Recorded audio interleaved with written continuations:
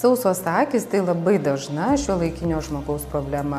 9 iš 10 besikreipiančių pas akių gydytojus turi tą problemą. Ji yra susijusi su šiuolaikinio žmogaus gyvenimo būdu ir ją lemia dažnas mūsų naudojimasis ekranais įvairių dydžių, įvairių rūšių. Mes jaučiame graužimą, perštėjimą, svetimkūnio jausmą, ypač ilgiau paskaičius, ypač labai susikaupus, ką nors pažiūrėjus į labai smulkų tekstą ar labai smulkes detalės. Sausų akių sindromą mes diagnozuojame apžiūrinėdami akį biomikroskopu ir įvertinami akies audinių būklę. Tai yra gana paprasti ir kasdieniniai tyrimo metodai. Taip pat mes matuojame ašarų kiekį ir vertiname specialiais instrumentiniais tyrimais vokų liaukučių būklę. Sausų akių gydyme naujausias ir pats moderniausias metodas yra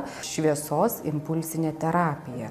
Tai 2 etapų gydymas, kur pirminėme etape sustimuliuojama labai svarbi voko liaukutė, kad ji funkcionuotų normaliai, o antrajame etape vyksta akies šildymas, kad galėtų šita liaukutė normaliai išskirti savo sekretą.